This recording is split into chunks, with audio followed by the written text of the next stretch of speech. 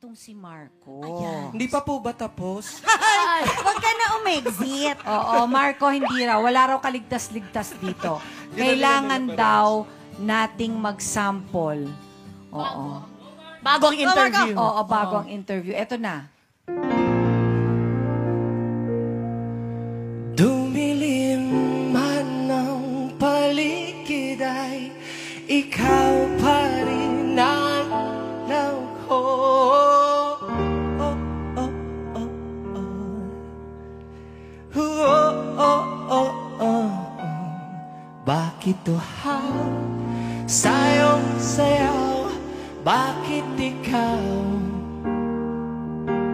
Hindi bibitaw. Sayong sayo, laging ikaw.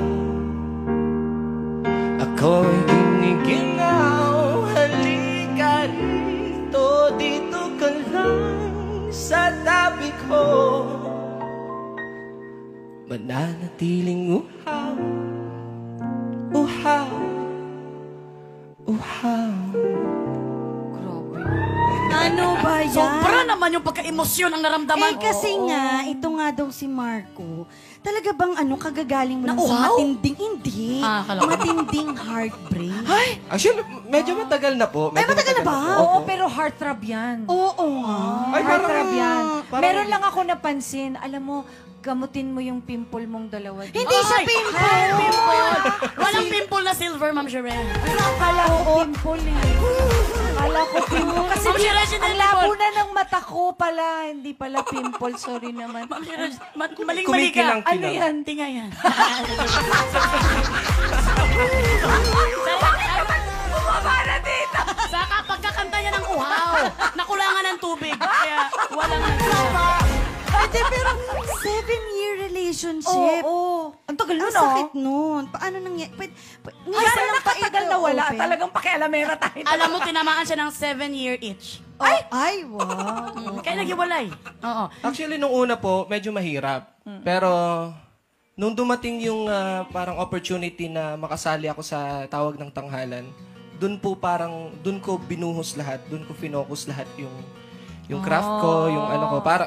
Para rin makalimutan ko yon and makapag-focus ako dun sa gusto ko, sa yung passion ko, yung gusto kong, yung pangarap ko sa buhay. Tama. Opo.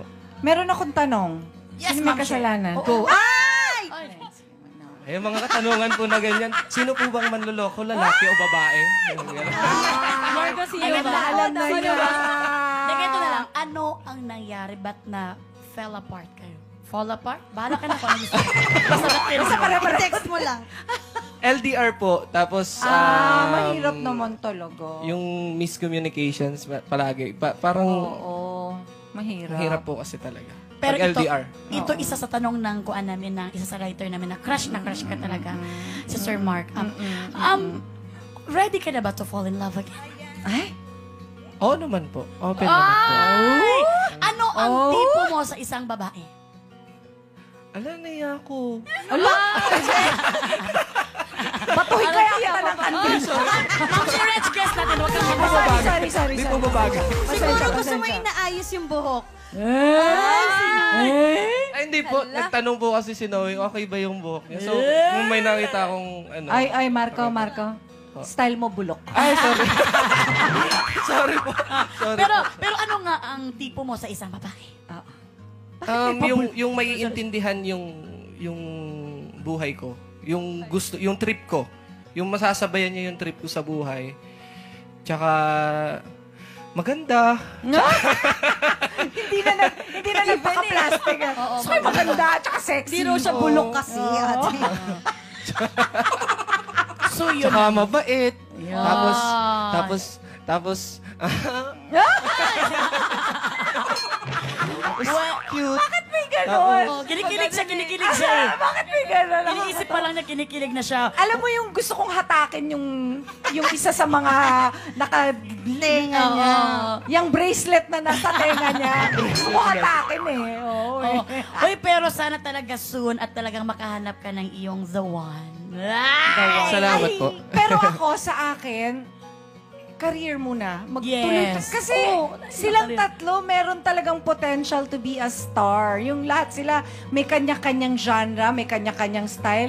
Magaganda tignan sa TV. Correct. Tinitingnan ko sa TV. Importante din kasi yun na maganda yung Oo. itsura natin sa TV. Okay, calling Kuya Ogie, Yes. A-team. Ay! Kilala yan na asawa ko kaya nga Si Marco. tara mag-usap tayo. Gamutin natin yung pimple. Ayan, maraming salamat. Pero see you later. Makakasama pa rin namin kayo mamaya, ha? Susunod naman ang dalawang talented young ladies ang magbabahagi ng new music nila. Keep it here dito lang sa Magandang Buhay!